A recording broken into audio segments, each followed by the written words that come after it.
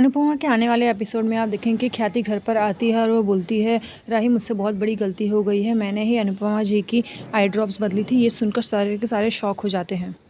दूसरी तरफ डांस रानी खुश होती हैं, उन लोग तैयार होती हैं क्योंकि उनको एक जगह साड़ी की दुकान में रिबन काटने के लिए बुलाया जाता है, उसके उद्घाटन के लिए।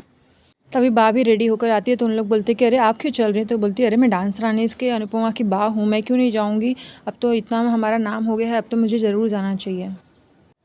वो बोलती है अब हम इतने फेमस हो गए हैं, अब तो मुझे यहाँ हर जगह से कॉल आएगा सिर्फ फ़ोटो खिंचाने के लिए और उद्घाटन के लिए। कोठारी हाउस में ये सच सुनकर सबके सारे के सारे शॉक हो जाते हैं। राही बोलती है तो क्या आपने ये सब किया था, इससे आप कैसे कर सकती हैं? इसकी वजह से माँ की आंखें ख़राब हो सकती थी, उनकी जान जा सकती थी, वो कुछ कर सकती थी, वो गिर सकती थी स्टेज से। तो ख्याति बोलती है हाँ मुझे पता है मुझसे बहुत बड़ी गलती हो गई, लेकिन मैं आर्यन के दुख में बहुत ही ज़्यादा परेशान हो चुकी थी। मुझे सही गलत का कुछ भी समझ में नहीं आया था। मुझे बस ये समझ में आ रहा था कि इतने दिन से अगर मैं दुखी हूँ तो मैं अनुपमा जी को भी खुश नहीं रहने दूँगी।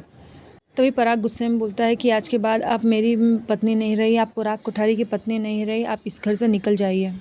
दूसरी तरफ अनुपमा और डांस रानी बहुत खुश होती हैं। वो एक जगह से आती हैं उद्घाटन करके, तो उन लोग बोलते हैं कि हाँ हम तो कितने फेमस हो चुके हैं, हमें तो पैसे लेने चाहिए लोगों से फ़ोटो खिंचाने के लिए। तभी वो घर पे आते हैं तो देविका को चक्कर आता है। वो बोलती है कि नहीं मुझे कुछ नहीं हुआ है, मैं जाती हूँ थोड़ा आराम कर लूँ। तो अनुपमा बोलती है नहीं तो कुछ छुपा रही है।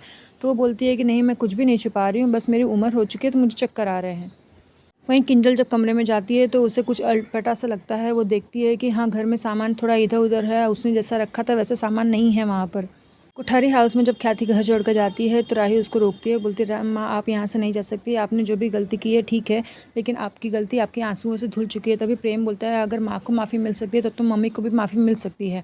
तो राही बोलती है यहाँ पर बात सिर्फ माँ की हो रही है और वो कमरे में चली जाती है।